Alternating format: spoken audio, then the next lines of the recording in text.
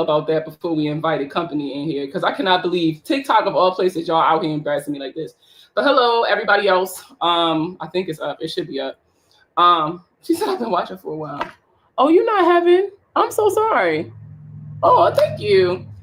For those of y'all who are new, welcome. My name is Markia. I'm the money plug here on social media. I'm a certified credit repair specialist, and I'm also an accredited financial counselor. I've been doing this for a little bit. This is year 4 for the money plug. And yeah, oh, okay. I know what that is. And yeah, so this week there was a lot going on in money and credit and all that stuff this week. And I haven't really got around to like posting a video. For those of y'all who know, like, I'm moving and all these other things.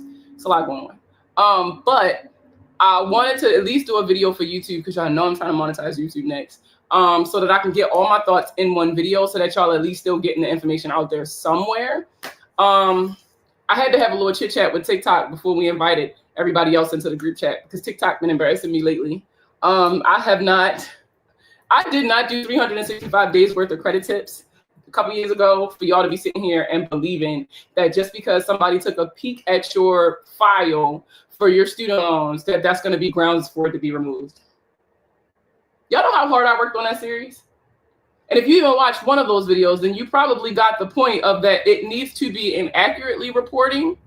It needs to be like a debt that has not been validated yet. Like, there has to be a reason for you to dispute it. It has to be something wrong with the account, right? You can't just get stuff taken off your credit just because you don't like it. I know that sucks and that's not what y'all want to fucking hear. I get it. It's the truth though. Which kind of brings me to my first point of the night, right? I got a whole list of shit we're going to talk about. If you got credit or money questions, please don't hesitate to put them in the comments. I very literally stop whatever I'm talking about to answer y'all questions. But right, I always catch them on the details being wrong. Yeah, it's so funny because then you get them people who really just repeating what somebody told them. So they'll be like, oh, did you know that the FCRA was just passed to like delete the da-da-da? Girl, y'all been saying that for the past couple years. Next slide. Like, oh, thank you. It's Lorvay. Shout out to De'Ara. It's Lorvay. But anyway, y'all so y'all the ultimate hype people. But yeah, so I don't know. We're gonna get into it. But whatever questions y'all got, put them in the chat. Look at me get distracted. First of all, credit is not a scam. I am so sorry. They're coming down on the VPN scam. Oh, then y'all finally going to jail for CPNs? Love that for y'all. Love that for y'all. And I want my apology in cash. I want my apology in cash. A couple years ago, and it's so funny because a lot of my older stuff is recirculating on TikTok since I'm not as active on that platform no more. For everybody who on TikTok, if you want like more recent content, you definitely have to follow me on Instagram, because I got tired of them not trying to verify me on TikTok and then people replicating my content. But or YouTube. Like this live, if you're coming in late, this live will be on YouTube.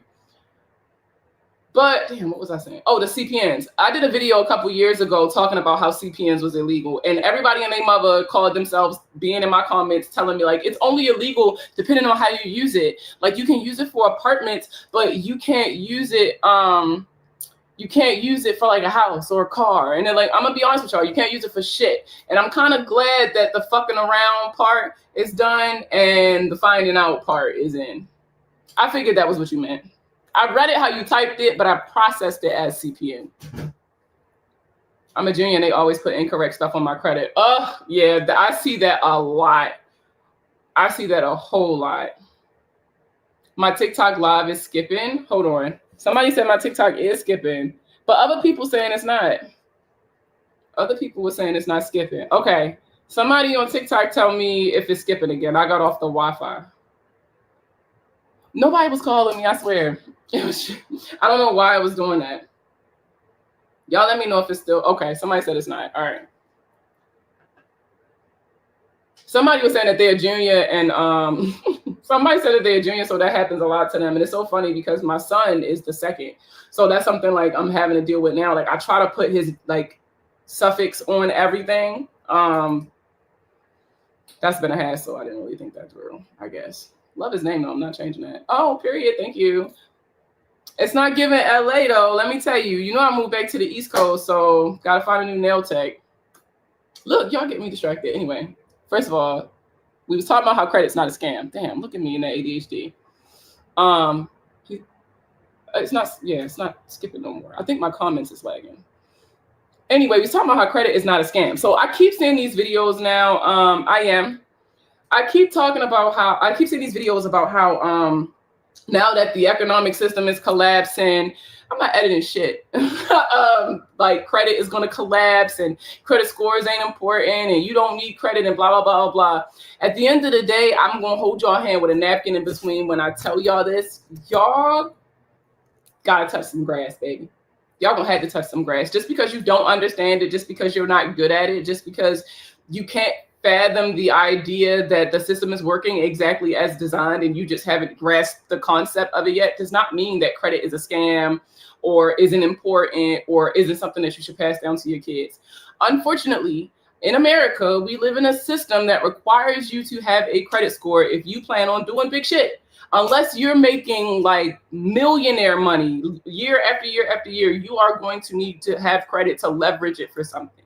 Whether it's car insurance, finding an apartment, loans for student loans or personal loans or whatever it is you need to establish credit. You need to establish good credit. You shouldn't have to have a CPN. You shouldn't have to be buying fake social security numbers. Like if you would just stop for a second instead of looking for shortcuts and just fix your shit right the first time and get your shit together, you wouldn't have these issues. At the end of the day, a lot of y'all gonna be mad when I say this, but a lot of y'all issues with your credit has nothing to do with the systemic oppression and everything to do with your behavioral issues that you just refuse to fix. And even then you can't spend big amounts at one time, even care. Exactly. I'm sorry, like I get, like I understand the need or the inclination to want to blame some outside force for something that you can't do right, or for something that you just don't understand or just it's not clicking for you. But at the end of the day, for a lot of you, it's your behaviors, not necessarily the system that's holding you back. Granted, for us, right? One of the systemic barriers is that getting access to credit is hard, right? Or like the first access to credit that you have is probably a high interest rate or something like that. You get what I'm saying? You probably got high car insurance because of where you live at. Like that's a systemic barrier, right? You not paying your credit card bill on time and them telling the credit bureaus that you didn't pay your credit report on time, that's not a systemic barrier. That's not the system working against you. That's you not doing what the fuck you was supposed to do so that the system could work in your favor. Would you pull out the SP 500 with it taken? I don't give investment advice, so this is not me giving investment advice. This is me telling y'all how I personally feel and what I'm doing with my money that's in the stock market, and I'm not touching it. Granted, in 2008, I was still in high school, so I can't tell y'all, I don't have any experience with the recession or if the stock market crashes or whatever the case may be. But from all the content that I've consumed lately, shout out to Kevin Matthews III from Building Bread on social media. They telling me to leave my shit alone, don't panic. So I'm leaving my shit alone and I'm not panicking. That's all I'm gonna say on that. But back to the credit conversation. Credit, like everything else, is a tool. Right. I'm ignoring him because he is just so extra. Credit, like everything else, is a tool. If you use it the right way, then you'll get shit, right? You'll get the things. You'll be able to acquire the reputation that is necessary in order for you to do all the financial moves you want to do. But if you are abusing this tool, or if you don't really understand how it works and you're like, fuck it, I'm not going to read the instructions, I'm just going to kind of like do my own thing, it might not work in your favor. And you got nobody to blame but yourself. Yo, Mo, you got time to help me get my credit utilization? I'm trying to get it under 30%. How the hell do I click to make it bigger? Hold on, I can't make the comment bigger. Damn it. I can't see what it say after trying to get it under 30%.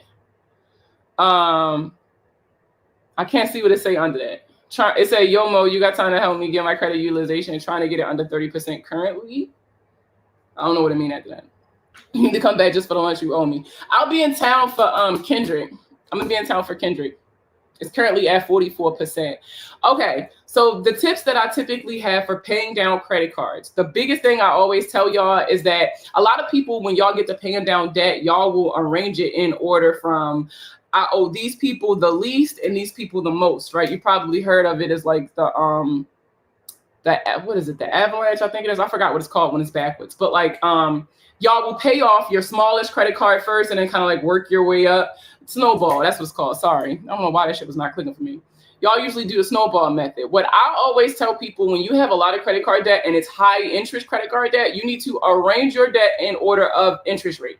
And the reason why I say that is the more interest that you're paying on this debt, the more money you're kicking out over time. So if you pay off your high interest debt first, that'll low key save you more money over time. Now, granted, it might take you longer to pay off that individual card, but you'll still be saving money, more money than you would save doing it the other way, where if you arrange the balances from smallest to largest. It really just depends on your cards.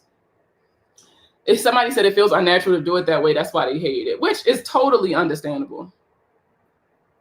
Totally understandable.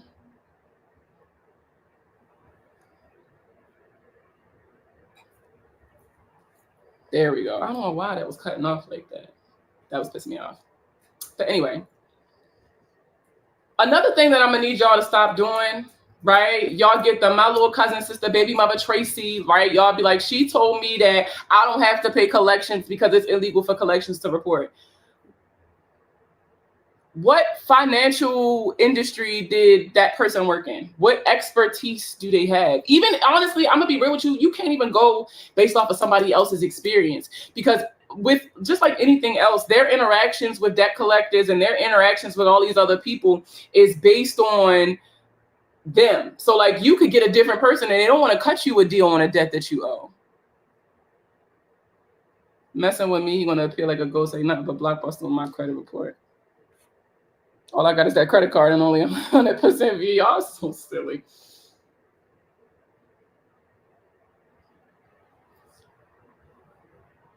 I don't know what that little bar meant. I was trying to catch it and it made me lose my train of thought. I'm sorry. I don't even know what I was talking. Oh, not listening to random ass people. I get it. I was a random person on TikTok when y'all first started listening to me too. And then I got a bunch of certifications and started getting trainings and stuff so that y'all could like, that's who you talking to, Earn. I was wondering who the hell you was talking to. Hi, Earn. But y'all gotta just stop listening to everybody. You got to start doing your own research. You can't keep taking people where, even mine. Y'all remember all of my earlier videos? I would put the law up on the screen. I would tell you where to go to download the things. Like, y'all have to stop taking people's word. Even mine. You need to trust, but verify. Hi, bestest friend in the whole wide world. Y'all gotta trust, but verify. That means trust what I say, but also go look that shit up yourself. You know, and I'm not even gonna say that everybody has malicious intent. What I will say is that people are human and humans fuck up. And some humans can't accept responsibility for that fuck up, so they'll double down on that fuck up. But the dangerous thing about fucking up when you're giving financial advice or credit tips or whatever, you know, the case is that has the potential to ruin someone's life. For example, and a lot of you don't know this, I tell a lot of y'all, like, please do not do blanket disputes. Do not just send a letter into the credit bureaus and like, I want to dispute this. Do you want to know why? That is because legally they are only required to do one investigation. One. So you just randomly disputing because you want the shit off today. A couple months down the line, you start noticing something looking weird with that account, right? Something looking crazy. Oh, period. Thank you, Lorvain. Talking about something look crazy on your account, so you go to dispute it. The only thing is they've already done an investigation and they are not legally required to do another one. Oh, thank you. So they'll tell you, and they'll just put it in the comments. Consumer disputes the account. We did an investigation. The investigation is completed, but the consumer disagrees. And that's all it will say. And that is as far as your dispute will go. And it is hell trying to get them to actually take a closer look at what you're trying to point them to, all because you sent in that blanket dispute at first. And then for those of y'all who keep trying to clean your credit up every year and you keep sending these letters in year after year after year, you know what's happening to your disputes? You have more than likely been marked as a frivolous disputer. So this means that they're not really paying attention to the letters that you send in because they think it's bullshit. They think you're just taking up their time and wasting resources. A lot of times you'll get what's known as a stall letter. Shut up. Shut up, Ginger. You'll get what's known as a stall letter. And they're like, we got a letter, but we don't know if it's from you. So if it's from you, send us something else. Like take a picture with a fork or some shit so that we know it's really you. And then you got to go through all these other hoops to prove like, no, this is a legitimate issue that I'm trying to dispute and and it's going to take you even longer. All because y'all sending in these random ass letters that y'all just finding on the internet. You don't understand how it works. You don't understand the laws that they're referencing. And it's just like, you just don't, it's not clicking for you. But y'all be so focused on, you just want to get over. Look, I got all this debt. And instead of actually sitting in it, acknowledging it and changing the behavior, you're blaming the system. And now you're trying a way to get around the system, trying to find a way to get around the system. That's not how that shit works. And people be so disappointed when we set up a call and we sitting in a meeting and I'm having to tell you, babe, there's nothing I can do for you. The only thing I can do for you is develop you a debt repayment strategy. Maybe we can negotiate with a couple of your creditors. I can negotiate on your behalf if you give me consent or power of attorney or something. Like, you get what I'm saying? Like, at the end of the day, y'all get mad at me for telling you the truth, for not feeding you the fluff that they're feeding you online. And I get it. It's not attractive. It's not what you want to hear. You just want to hear how you can get over on the system. The thing is, though, they won't always get this back. You might get over for a little bit. It's not going to always work out. And you might not even be able to get over a little bit. You might be one of them people who just get caught instantly. I need y'all to look up the people who are getting arrested for using CPNs to get apartments. For people who sent in 1099-Cs to cancel their own debt. Y'all remember them? Yeah, they're getting hit by the IRS for filing fraudulent tax forms. There's consequences to these actions, whether you feel them now or later. But y'all have to do better. Y'all have to do better. So I made a whole list of stuff we're gonna talk about because I'm trying to stay on track tonight because I really don't want to be on here for longer than an hour. But another thing, credit repair is not a scam. I've been seeing that a lot too. And they're like, credit repair is a scam. And I'm going to teach you on TikTok how to do it by yourself just because they want you to keep watching their videos and making money. And I feel like that there's a way for you to do that without shitting on a whole industry of people, a necessary group of people. Credit repair is not the scam. You just you keep attracting scammers. It's like when women be like, I hate men. All men are bad. All the men you fuck with is bad. Oh, this is so cool. Oh, y'all, I'm sorry. Y'all can't see that, but I'm on TikTok on my other phone and somebody bought me something and it was on my head. You know what? Shut up, Ginger. How about that? How about I say that? So I'm talking about my accent. It's funny because it got thicker since I've been home. But anyway, credit repair is not a scam. It's just that you keep attracting scammers because that's the energy you're on. You're not looking to actually fix the problem. You're putting band-aids on bullet holes. You just want people that's going to tell you, oh, baby, you don't have to pay that back. Just send this letter and you start all the way over. Don't even worry about it. That's what you want, so that's what you're finding. And those people that you are finding are not only breaking the law, right? Hey, how are you? They're not only breaking the law, but they got you breaking the law with them. And I don't know is not a defense. What's the saying? Ignorance is not an absolvance of responsibility or something like that. Like, you can't use that in court. You can't just be like, oh, judge, I ain't know. Don't matter. The law is the law is the law. I don't know. It's just several people.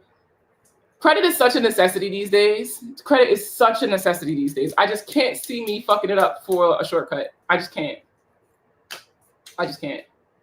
But that goes into, y'all also got to start being able to acknowledge that you just don't know shit. So many people be so scared to just say, I don't know, or I have, there it is. Ignorance of the law is not a defense. Thank you. So many people are afraid to just be like, I don't know it, or can you help me understand it? Or I didn't get that. Can you repeat that? That you would rather go around just not knowing, not having the knowledge. I will never understand that logic. I can get being afraid to ask certain questions. I've had I did an anonymous Google Doc for people to submit financial questions and stuff like that, so that nobody, not even me, would know who had the question. And then I would just put the answers in my newsletter. But like, y'all would be lying in there too. Like, y'all gotta learn how to be honest, take accountability for your financial actions, and to take accountability for the fact that you just don't know shit. Everybody don't know everything, and it's okay to be like, listen, I don't understand this credit shit. Can you explain it to me? Can you explain it to me like I'm 5? Can Can you give me some examples? You got like an analogy that'll make this shit sink in for me. But people cannot give you what you don't say you don't have. You get what I'm saying? We can't fix a need that we don't know exists. You all have to get more comfortable asking for help the way y'all keep dropping your Cash App and your Zelle links and people comments and putting it on your story for your fucking birthday. Do you have any credit repair companies you recommend? I don't. I'm gonna be 100% honest with you. As a credit repair company myself, I just see way too many people moving way too shady. I've had about 5 or 6 people reach out to me because they were having issues with a credit repair company and they was asking me to intercede on their behalf and like work as like a medium to help the communication. Like, I don't have no recommendations. I'm gonna be 100% honest with you. The only recommendation I have is, you got to do this shit yourself, because nobody's going to care about your credit the way you care about your credit. And if you can't take the time out of your day to get your shit together, then maybe you don't need your shit together. Maybe you just don't want it bad enough. At the end of the day, it boils down to how bad you want this shit. If you want it bad enough, you'll make the time to get this shit done. What to do if you get something about a collection in the mail, you have no idea what it's for? Ha! I just dealt with that shit today. I got a cute little email with a debt notification attached to it. Didn't know what the fuck it was for at first, so I had to call these people. What you're going to want to do is you're going to want to contact the company that is sending you the debt notification. I typically say, look, if you're not about to go pay that shit, then you need to do it in writing so that you can have not only a record of the conversation, but it kind of stalls a little bit, right? Because when you respond to them, you got to give it time to get there. And then when they respond to you, they got to wait for like a response, and there's like a whole clock, and you know, it's a whole thing. You just get more time when you go ahead and send letters in. So if you need to stall until you can afford to pay it, that's like a way that can work. But if you like, look, it's only for like $20, I'll call them and pay that shit. Like, you can very literally just pick up the phone, give them the information that's in the letter. It usually comes with like an account number or a case number or something like that. And then they'll be able to pull up the record of the account and tell you whatever you need to know. But just understand that any information you give to them over the phone, they can use in the future to attempt to collect on that debt. So just remember that. Yeah, a lot of times you probably never heard of the company that's trying to get the money out of you now. The biggest thing I always ask for is the purchase agreement. Like what company did you purchase this debt from? Or do you have a copy of the purchase agreement between you and the original creditor so that I can see who is saying that I owe this money? So that's an option. Any other questions, comments, concerns? I really need to plug this up, actually. Where's the charger for this? Right there. We got a little bit of time before I got to do that again. Let me see. All right. Next thing I wanted to talk about, and I shared it on my story. I can't remember if it was today or yesterday. This week has been a week. But the DoorDash Klarna collab. Y'all, can we be fucking for real for a second? Everybody making a joke and romanticizing the idea of having to pay in for some Wingstop, but can we please highlight the bigger problem? Why the fuck are we having to go into debt for food? There's already people in debt for using Klarna for like groceries and medicines when their kids get sick and shit like that. And now we're doing it for fast food? Are you fucking kidding me? Somebody said, what happens after they send it and if they don't? After they send what? After they send what? I need to find. I know I got another choice. Oh, I'm so silly.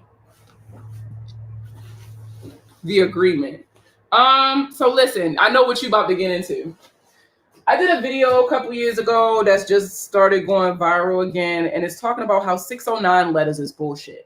And a 609 letter, for those of you who are not familiar, is, I'm sorry, I'm going to have to bring y'all a little closer. Y'all don't have to be a little close because I got to plug y'all up. A 609 letter is a letter that be like, listen, you got to send me a copy of my signed contract with a wet signature, and I need this, and this. Couple of things. Number one, you usually send the 609 letter to the credit bureaus. The credit bureaus are not responsible for having that information. So if you send the credit bureaus a letter asking them for your purchase agreement, they're going to look at you like you fucking crazy. Now, if you reach out to a third party company and you ask them for the purchase agreement for the debt that they got from the original creditor, they don't, I mean, they can send it to you. They'll probably be like, well, we don't have that, but what we do have is, and they'll send you information that they would only have if they had this contract with that company. And what I'm going to tell you is something that I tell every single person who has ever come across my desk. We can handle it how you want to handle it. How bad do you want this taken off or paid or whatever the fuck, right? Because if they have everything else to prove that you owe this debt, right? Do you really want to argue with them? Because then, let's say they prove everything and now y'all back where you started because you still have this debt that needs to be paid. And now they might not be willing to work with you because you didn't piss them off. You made them do all this extra fucking work. Why should they work with you? Oh, you don't want this on your credit report in exchange for a payment? Fuck you, pay me, right? You can ask for a purchase agreement, but what I'm getting at is like, is that necessary? I get what you're trying to do. It's not going to work, but for everybody, let me say that. But I get what you're trying to do. But a lot of y'all get too caught up in like trying to get over instead of taking care of the situation. Y'all get distracted. The whole point of you starting this process was to repair your credit, not to piss off these creditors, not to get into these legal battles or whatever the fuck with these people whose sole job is to get you to pay this money. If they have 10 other if they have 10 other things to prove that the debt is yours, why are you fighting this one fucking thing? That is not the smoking gun you think it is. I'm just going to go ahead and let you know. Go ahead and just work on a payment arrangement. Go ahead and see if they'll do a pay to delete if it's with a third party. And again, with the pay to deletes, that's not a requirement either. They don't have to do that. You ask them for a favor. Act like it. All things credit makes my brain hurt. Honestly, I feel like that's intentional. I feel like it's intentional to discourage people from digging a little deeper, from finding out this information. That's you. I mean, you got to get around it. Got to get around it. I prefer cookies over donuts. That's so random. I wish I could still sit this up with this on it, but y'all ain't gonna be able to see me if I do that. Ooh, but I could do this. I should have been an engineer. Hold on, I'm about to hook it up. Oh no, I'm not. It's not picking up. I definitely get overwhelmed by it. Mm-hmm. And you're not alone. Let's also remember that. Like, there's the only reason I'm even the money plug is because I got overwhelmed and I got tired of getting fucking scammed. That's very literally how the money plug came to be. I got tired of people taking my money and not doing shit. I can answer what I can I can answer what I can about your student loans, but I'm not an expert. But I'm real big on, if I don't have an answer, I'm gonna tell you. And I can tell, like, y'all don't know this, but a little bit of lore about the money plug. Where the money plug came from is because if I don't have an answer, I guarantee you that I know somebody who knows somebody who got an answer for you. At this point, I just do pay to delete. Girl, just take the money and go. Please, please. Before you find something else I gotta fucking pay you for. Y'all should see me trying to stack stuff so that I could prop this phone up and I ain't gotta hold it in my hand. I'm just gonna have to hold it for now.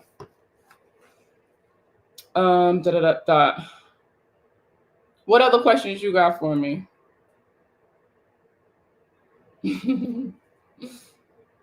Oh. I forgot what the fuck we was talking about. Oh, DoorDash. Would y'all use Klarna to like really DoorDash your food? And be honest, bro, this is a no judgment zone. Like, I'm not gonna judge you if you would do it, but I'm really interested in hearing the justifications for it. Because honestly, and you know what, word for real, my husband is the worst about it. I gotta take charge if I want results. Girl, don't even get me started. Like, would y'all really do it? I really want to know. Like, and mind y'all, so this, I don't know what it's called on TikTok, but this live on YouTube. So for those of y'all who came in late and want to like rewatch this later, or you can't stay the whole time, the recording will be on YouTube. It'll just look a little different. And these are the title is The Group Chat Goes Public, because these are all conversations that I've been having like with my friends throughout the week. And when I told them about this, even they were like, oh, hell no. Like, I already be cringing when people say that they be using it to buy groceries. I can't imagine somebody. Can you imagine you at the closing table for your dream home And they're like, I'm sorry, we can't give you this loan because 2 years ago you never paid off your Five Guys loan. Like, are you fucking kidding me?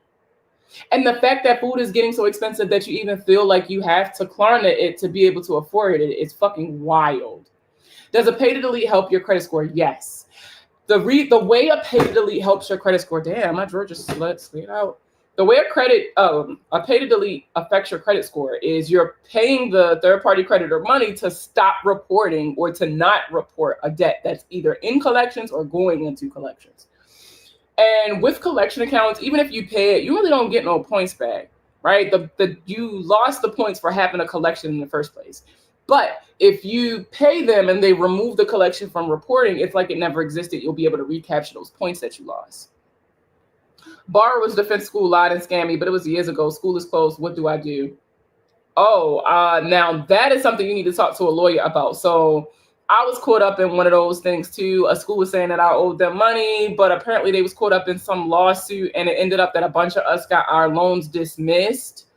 But I didn't have to do anything because all of my stuff happened in real time. But if you feel like you were left out of that, you need to contact a lawyer. Somebody who's really good on TikTok is Moneywise Lawyer. I think his name is Moneywise Law on Instagram. For those of y'all on Instagram who is looking. Oh shit! You know what's so crazy? Not once have I looked at the Instagram comment. I never went live on Instagram. Oh fuck! Please shut up. I never went live on Instagram. That's so funny. You distracted me. That's hilarious. But yeah, his name is Moneywise Law on Instagram. I think it's Moneywise Lawyer on TikTok. But reach out to him, and he specializes in like student loans and bankruptcies and all that shit. So he'll be able to like direct you to the right place if he don't have an answer. Y'all are really bugging with this accent shit. It's not that bad. I mean, it's gotten worse since I got home, but it's not that bad. It's not that bad. Oh, but something y'all need to know about this whole buy now, pay later shit with Klarna and Afterpay and PayPal paying for it, right?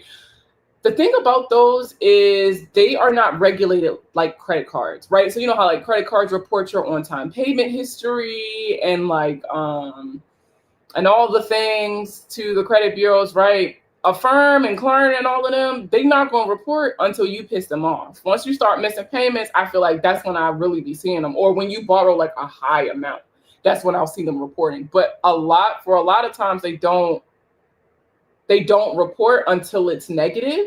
Oh, thank you, Gina. Miss you. A lot of times they don't report until you're negative. So I feel like there's no upside to your credit for it. And then a lot of times with these buy now, pay later places, a lot of y'all do what's called debt stacking, right? And you're signing up for PayPal and Klarna and Afterpay, not really paying attention to when the payments are due. You just know you got a paycheck coming, so you'll pay it, whatever. It's not a big deal. That is such a terrible way to manage your loans, first of all, no matter if they're micro loans or not, but such a terrible way to manage your debt. But also, these people are gambling on the fact that you're going to forget or you're going to mismanage your money that 1 month, and then boom, you are going to tank your credit with that missed payment, because it takes a while to recover from something like that, no matter what the amount was or the fact that you took care of it or anything like that. So it's important for y'all to start paying more attention to that whole buy now, pay later thing. But it's even more important for y'all to, come on, say it with me. I will not use Klarna on my DoorDash. For real. I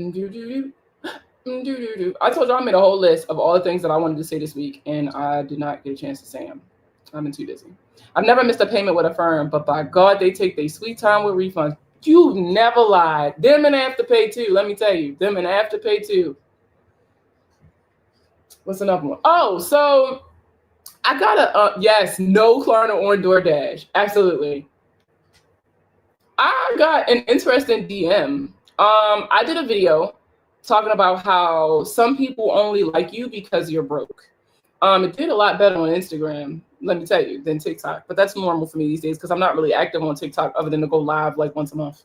But I did a video that talked about how some people only like you when you're broke, right? And I had an interesting DM from somebody who thanked me, first of all, for posting the video, because after watching the video, it was crazy. They watched the video with the friend that I was talking about in the video. Like, it was that person for them, the person who they felt like only liked them when they weren't doing as good as them. And now that they have a better paying job and they're starting to make better decisions with their money and they really starting to like come out on top, they feel like that friend's looking at them funny. They feel like the relationship is a little strange. They feel like, I don't know. They just feel like the relationship is off. And it was a really fulfilling conversation, because like that deeper content for me was harder to post, because, you know, most of y'all know me for my credit shit. Not you ignore me for social media. What you said? Oh, girl, now you know my notifications is off. So I don't even know what you messaging me on Instagram for when you could have just texted me.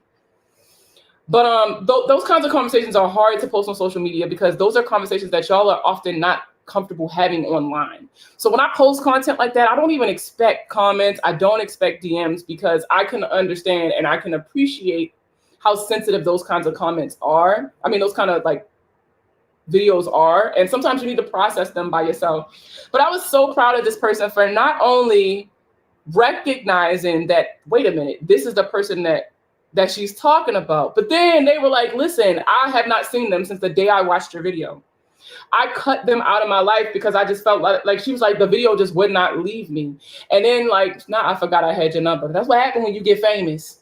That's what happened when you get famous. You forget who numbers you got. Don't mind me, y'all. I'm having like 8 conversations at once. But I was just so proud of them, because they took action and they were like, yeah, we don't talk anymore. Like, and I'm real big on, I'm not explaining myself to people. If you do something that violates me in any way or make me feel uncomfortable or anything like that, I'm gonna be real. I don't feel like I owe you an explanation, because you grown as fuck. So I'm not about to, you clearly didn't think you did nothing wrong, so I'll holler. Call it toxic, call it unhealthy, whatever you want to call it. But I'm one of those people. And this person didn't do what I would have did. They actually had a conversation with the person. But they were like, taking that time to process the video before having that conversation allowed them to not become disillusioned in having the conversation. Because like let me tell y'all, the DM was detailed. And they were saying how when they was talking to the person, they were like, I'm not like that. I have my own things going on, and that's why I haven't been around, and da-da-da-da. But then like as the conversation really broke down, it was giving very much like, you think you better than me now because you got this job. You think you better than me now because you're making a little money and I don't like it. And it's making me uncomfortable. And so I'm creating these issues in our friendship and in our relationship so that is going to be what naturally distances us and not my feelings. Like they were intentionally sabotaging the relationship. All because of the fact that they were uncomfortable with somebody doing better than them. You should never feel like you're in competition with your friends. You should never feel like your relationship is dependent on you not doing as well as them, or you got to hide stuff from your friends. I think that is such a weird concept. And I thank God every day that I am blessed with the people that I am blessed with in this stage of my life, because I don't have that. When something good happened to me, I jump in the group chat. Okay. When something bad happened to me, I jump in the group chat.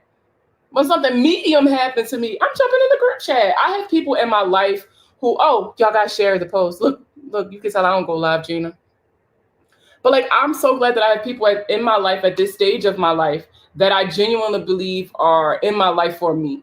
So like, I don't feel like it's a competition. We can celebrate everybody wins. We can get everybody through their losses. We plot and we plan and we scheme and try to figure shit out for everybody. It doesn't feel unbalanced. Your relationship should never feel unbalanced.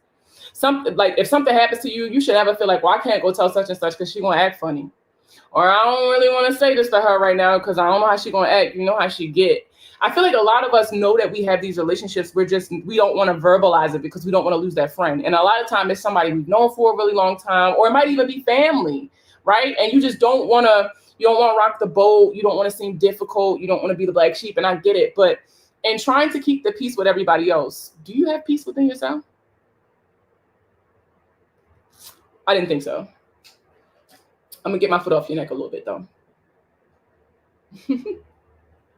I don't know. I think with my 30s, I've just been really big on setting boundaries. And I can definitely tell that it's been coming across in my content because like, I feel like friends and family are the hardest people to set boundaries, like to enforce boundaries with, but they are the people we need to enforce these boundaries on. Like a lot of times our issue isn't strangers. It's the people who know us. And boundaries are so, so important, not only just to maintain your mental health, but to maintain your relationship. I love this topic. It's so needed because most people don't talk about it. Yep, family is the worst about it. Why I just keep to my damn self. I've been there. And you know what? And speaking of family, brings up something else I wanted to talk about. So, I do not talk about, like, I'm a content creator, but y'all don't know me like that. So I don't really talk about my personal life. So, but like when it comes to family, I have been no contact with my dad since 2016. The last time I talked to him was like around my grandma's funeral. Hey, Ruthie. And it was over money, low key. Like it was over. Well, no, my father's always hated me, but it was low key over money. That was kind of like the straw and that broke the camel's back. Because, and this is another bullet that I made on my list of shit I wanted to talk about this week and I never got to it. Why is it that Black families only talk about money at funerals? We only talk about money when somebody died and we got to bury them, and who's going to pay for the funeral, and who's paying for the food for the repast, and who paid for the hall. Did y'all pay the funeral home? Well, if I pay for this, I want my money back. And the only time I hear Black families openly talk about money in my life, I can't speak for everybody else, I'm not speaking about clients, I'm speaking about me, is at a funeral. So, and that's why I think it's so hard to set boundaries with money, because we don't even have those kinds of conversations to be like, oh, by the way, here's my boundary. Can you respect that? This is the sermon I need to sit here. This is what I've been talking to my therapist about lately.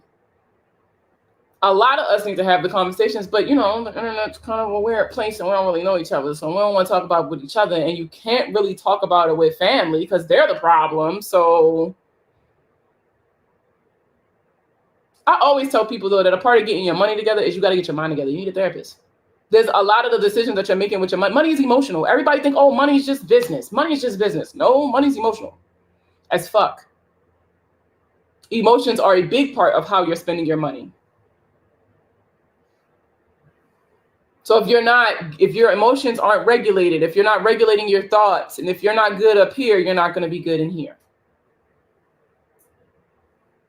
Now, I'm not getting into when it comes to like family and talking about money at funerals and stuff, I am not getting into the conversation around like GoFundMe's and life insurance and all of the things, because I can talk to y'all blue in the face. But I mean, you either gonna have life insurance or you're not. But Ruthie has a point. It's usually because those relatives are financially abusive. I got so much I could say. I have so much I could say on this. My business is my business, but I will let y'all in this part of the group chat to say this. There will come a day when you will have to make a decision. For those of y'all who find it hard to enforce boundaries on your family, and it's getting worse and worse and worse, there will come a day when your back will be against the wall and you will have to choose very literally between them or you. And that will change. The decision that you make that day will change everything. Everything. Now, I am encouraging you to have these conversations before it even gets to that point where I feel like you do that irreparable damage to your relationship. But if you don't have those conversations, it will get to that point. And I'm going to hate it for you.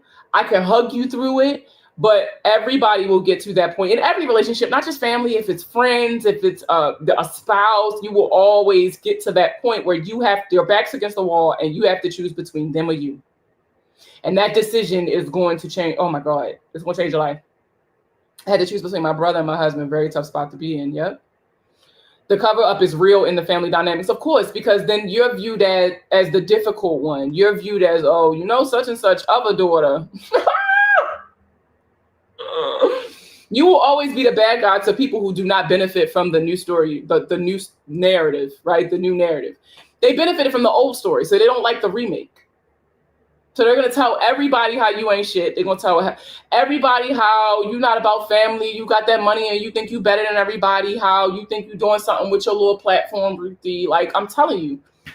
All because they hate to see you doing better than them. All because the relationship was always imbalanced. But now that you are finding the strength and overcoming the box that they put you in, they're not comfortable with that. Love you, Gina. Thank you for popping in.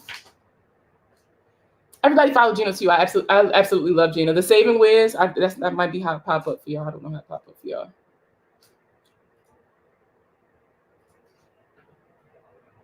Love you. They are greedy and miserable with themselves, and they project. Yes, bro. Yes. I missed you. Haven't seen you in a while. Great person. Oh, thank you. I'm telling you. And family will do you so dirty so quick because they think just because they family that like it's okay. Because like you're gonna always forget them. I will never forget a conversation I had when I was stationed at Fort Bragg. Something I used to tell people, people always used to be like, oh, blood's thicker than water, blood's thicker than water. Huh? Because that's not what it say. It says the blood of the oh, I thought I don't know. Sorry. I gotta whoops. I got something. And it distracted me. Sorry. Had to get mom for a second. What was I saying? Oh. That's not how the quote go. That's not how the quote go at all. Everybody want to be like, oh, it's family. You only get one mom. You only get one dad. Who gives a shit? Who gives a shit? Then maybe they should treat me better. What Cat Williams say? If y'all would treat me better, then I wouldn't have nothing to tell people. And that's just that on that. Treat me better. Absolutely. Oh, that's the quote that I was trying to say, and I could not think of it. The blood of the covenant is thicker than the water of the womb. Exactly. They only get one me, too. That line exactly. Well, she's your mom. She's the only mom you have. Shut up. No, did ass, bro. Or they'd be like, oh, you know, she getting older. He getting older. You should make peace. I'm not making shit. I don't have to. If people can't respect your boundaries, then they have to accept the consequences that come with those actions. The part that really gets me is the honor your parents' part, no matter what, because they did the best they could at the time. You know, something that I've had to learn as a parent. So I got a gang of kids, y'all. For those of y'all who don't know me like that, I got a gang of kids in here. And something that I had to learn as a parent is that no matter what I do, no matter how hard I work, no matter how much therapy we have, no matter all the things, there are going to be times when I unintentionally traumatize my kids. There will be things from their childhood that my children will have to heal from, despite my best intentions. And the unfortunate reality is there's a difference between intention and impact, and I have to accept the consequences of my impact, regardless of my intention. And that is a very hard pill to swallow as a parent. As a parent, you are always taught that you know what's best for your kids. And so what you say will always be the best thing. And you just remember how you were taught as a kid that like mom knows best and I can't question that. And, oh, you know, and it's like we've been passing down that same lie. They did the best they could, so we just supposed to eat that. Absolutely not. It's nothing wrong with you demanding more. It's nothing wrong with you demanding better. And it's nothing wrong with you acknowledging that, bro, you tried your best and it was shit. There's nothing wrong with that, but that's a very hard thing to acknowledge as a parent. So, I mean, in some cases, I can appreciate that. My father can kick rocks, but I have empathy for others. But that's different in comparison to the 80s baby lifestyle. Absolutely. When you know better, you do better, period. I tell my kids to question me all the time. Yeah, to a point. Or like, do it respectfully. I'm cool with it. Depending on how you do it. Depending on how you do it.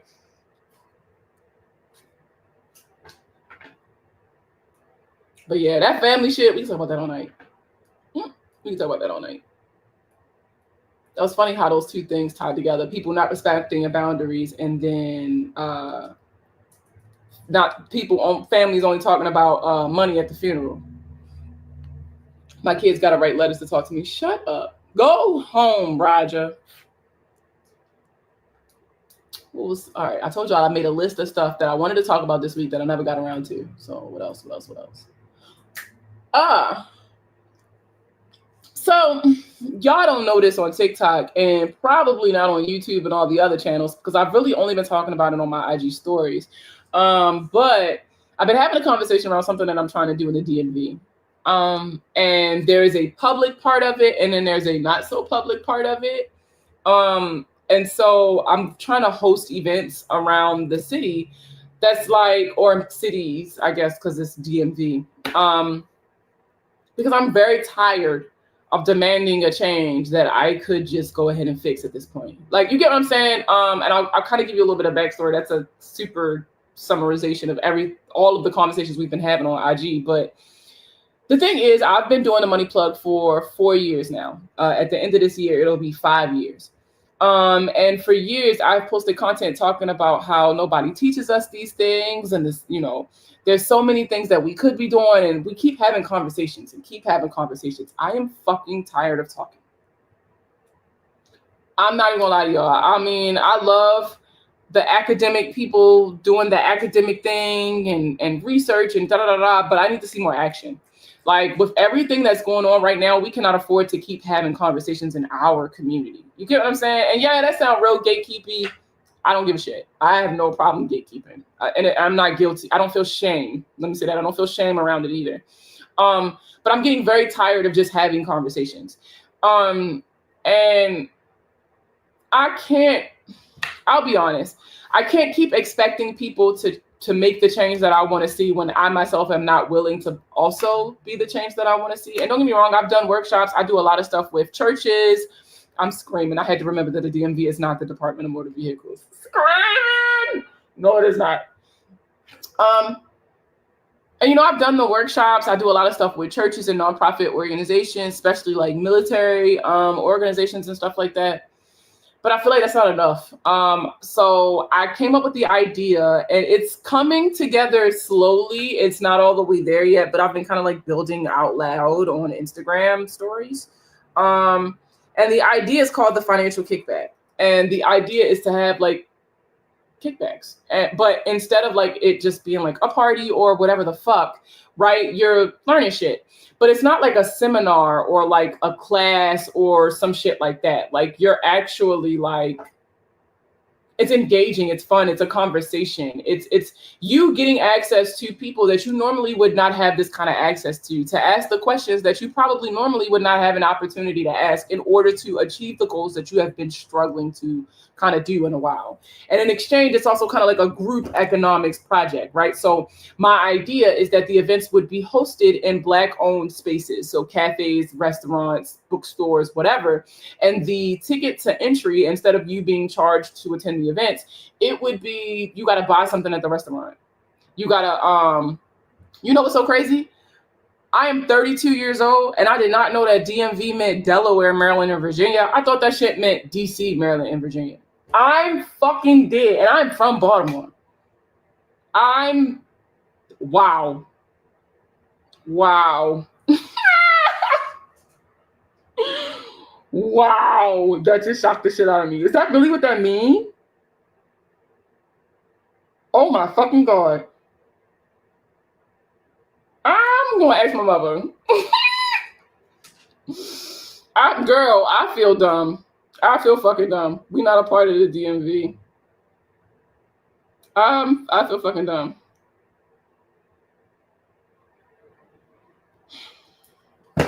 I feel fucking dumb. That's funny. That's funny as shit. Anyway, y'all can't see this TikTok, so I'm gonna turn the camera around. But I'm going to share this with y'all. Present, share screen, right here. Allow, share. Y'all see that? Wow. Oh, you can see it. Okay. So let me turn this screen around so y'all can see this. If I can figure out how to do that. Okay, flip camera. Ta-da! Okay. So this is the website that I've been working on. I'm trying to come up with the first event. So the website is thefinancialkickback.com, just so y'all can look at it. I'm still building it out, so it's very much work in progress. But ta-da! Meet your favorite cousin and FAQ. So what is the financial kickback? It's a different kind of money event, not a seminar, not a class, just a dope interactive experience where we talk real world money moves in a way that actually makes sense. From game nights to live discussions, every event is built to help you level up without feeling lost or lectured. Then this next one, can anybody come? Anybody who wants to get smarter about money without the pressure or judgment. It doesn't matter if you're starting from scratch or already making moves. If you're about growth, community, and having a good time while learning, you're in the right place. How is this different from other finance events? Money talks can be dry, intimidating, or just like straight up unrelatable. This is none of that. Every event is built to engage, entertain, and educate. Think less finance class, more kickback with a purpose. We laugh, we learn, we share resources, and we walk away with real game. Do I need to know a lot about money to come? No, no perfect credit score, no investment portfolio, no expertise required. Just pull up with an open mind. Whether you're figuring out credit, trying to save, or wondering how to build long-term wealth, there's a seat for you at the table. So this is kind of the passion project that I've been working on lately. For those of y'all who don't know, I got a job back in December. Really nice job. And with that job had to come a lot of changes with the money plug. And unfortunately, I just don't have the time that I used to have to do all the things. Like I used to take on clients and like just work one-on-one with people because it was way easier to do that because then I can hyper focus on people's issues or whatever. But I just do not have that time. And since money obviously isn't the focus for this kind of project, because I mean, I got a job now. That's where all my money's coming in from. And I've been able to monetize almost all of my platform. YouTube comes soon. But I still wanted to find a way that I could impact the community. And since I moved, I just moved back home. For those of y'all who don't know, I just moved back to the East Coast from the West Coast. And so I just felt like if it was ever a time to get up and do something, I just felt like now was the time to do it. So yeah. Oh, y'all can't see it on here. Oh yeah, you can. There you go. Yeah, I know of a Black-owned coffee shop spot in San Diego. That's lit. That'd be lit.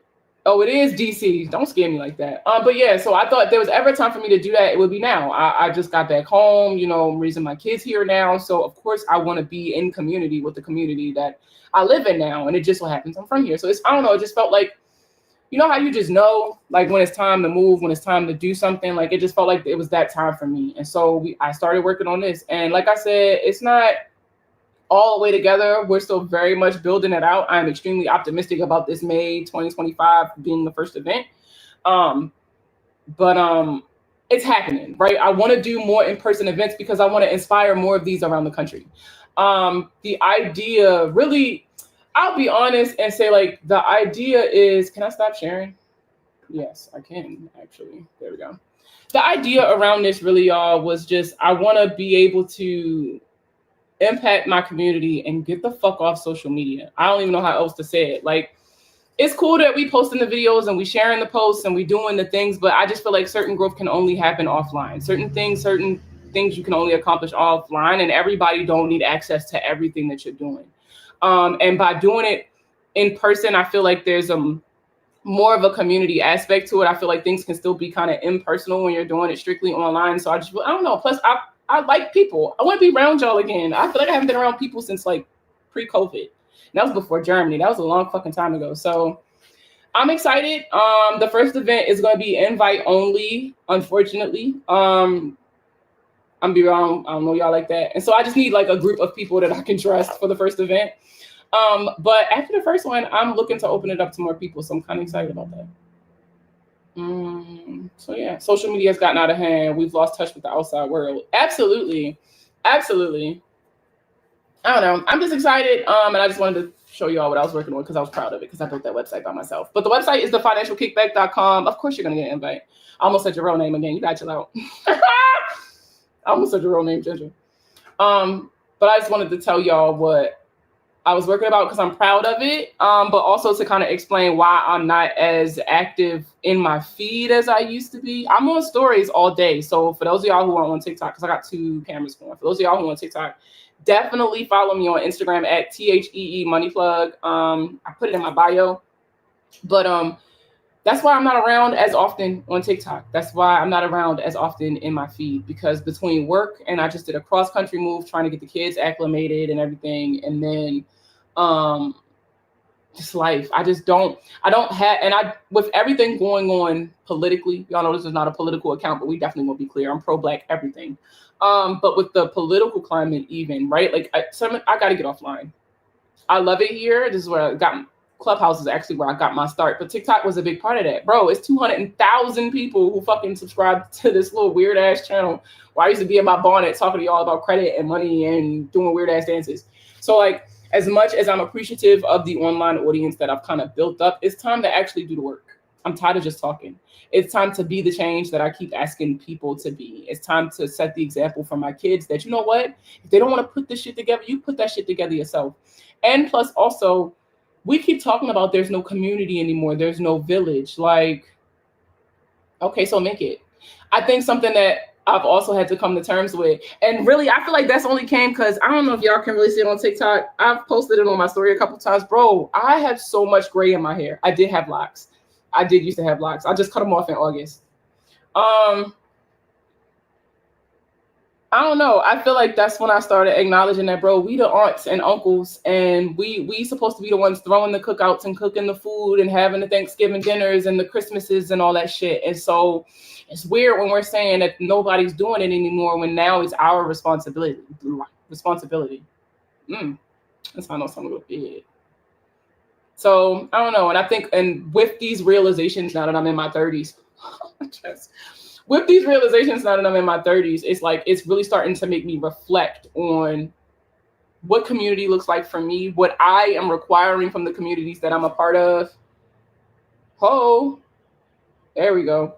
What I'm requiring from the communities that I'm a part of and what I'm willing to put into the communities that I'm a part of. Because being in community isn't just you benefiting from the people around you. You also have to contribute. And I think that's another part of community that a lot of people just don't understand or don't want to understand, if we're being honest. So, I'm almost 40. Damn, bro, chill. What are you doing? I just watched a podcast episode that literally spoke about that, cultural roles within our communities. Yeah. Yeah. And I don't know. There's a lot of realizations that come with being in your 30s, and a big part of that for me was my impact. I got a lot of summers in front of me still, but there's a lot of summers behind me, if you get what I'm saying. So like, you really start thinking about your impact and your legacy and things like that. And I don't want my entire legacy to be just me talking online. I don't want my legacy to be just TikToks. You get what I'm saying? And if I'm going to have any in-person, any in-community impact, why not in the place where I was born? And it's been so cool, kind of like now that the kids are here. My kids were not born here. They were born kind of all over. I ain't delete your comment. I ain't even see it, if you want me to be honest. It's really been cool going all around to the places and showing them all the places I grew up and all the things I did. And then also going back and volunteering in these same spaces as an adult now, not as a kid. So I don't know. It's just been a really wild couple of weeks on the East Coast. I think I'm acclimated to the time difference. I'm just, the culture difference is something I'm still acclimating to, but I'm gonna get there. Yeah, it's wild to think of ourselves as the aunties and uncles now. No, dead ass. Dead ass. Like, I got a nephew. I'm the sister with all the kids, so it's weird having a nephew now. She damn my age. I am not your age. Oh, I did damn your age. That's what you were saying. I don't know. Ginger my mud. So whatever he did, I stand by it. That's my friend, and I'm gonna stick beside him. How long have I been live? Oh shit. An hour. All right, come on. Last couple of questions. And then I'm probably gonna switch over. Y'all know on Fridays I watch the Black Wealth Rebels on YouTube. They used to go live around now. Oh, I'm dead. He damned your age. You is kind of, you up there. You know what's so funny though? I was at work. I think I told this story on Instagram on my stories, but I was at work. This was my first day in the office once I moved back to the East Coast. And I mean, we all in there talking. It was the day before my birthday. Shout out to me. I'm 32 now. But my boss was like, my boss's boss was like, something. I was like, oh, well, yeah, I'll be 32 tomorrow. No, I said something about my kids. I said something. We were talking about the drive. I was like, yeah, because, we drove from LA. And he was like, damn, how long was that? And I was like, 37 hours. He was like, what? I was like, with the kids in the car. And he was like, what are you talking about? I don't know what you're talking about. And he was like, how old are you? I was like, what do you mean, how old am I? He's like, I thought you was 21. I said, sir, there's a lot of salt in this pepper, if you catch my drift. How the hell did you think I was 21? But all right. I feel like he thought I was young, but not that young, but he didn't want to offend me because at the last second, he realized that talking about a woman's age might not be appropriate. But there was a female coworker that was also in there talking with us, and she was like, I'm going to ask you, how old are you? And I was like, well, I'll be 32 tomorrow. And they were like, oh, I'm just built like I'm 14. I'm not really 14. The Eggs and Grits podcast. I keep saying I want to listen to that. You know what? I absolutely have nothing to do. I was going to organize my office. Y'all can't see it because y'all got the little blur on, but I'll show TikTok because we found, look at all these totes and stuff. I still have to unpack. Look at this. Like, I got a lot of work to do, so I can actually go ahead and give it a listen while I'm in here trying to organize some shit. The only areas that have been unpacked in my house is the common areas. So like kitchen, living room, dining room. That's like it. Everything else got at least one tote in it. Oh, and the bathrooms. Everything else got at least one tote in it. This melanin skin is ageless. No, period. Black. He said it. He was like, I guess black don't crack.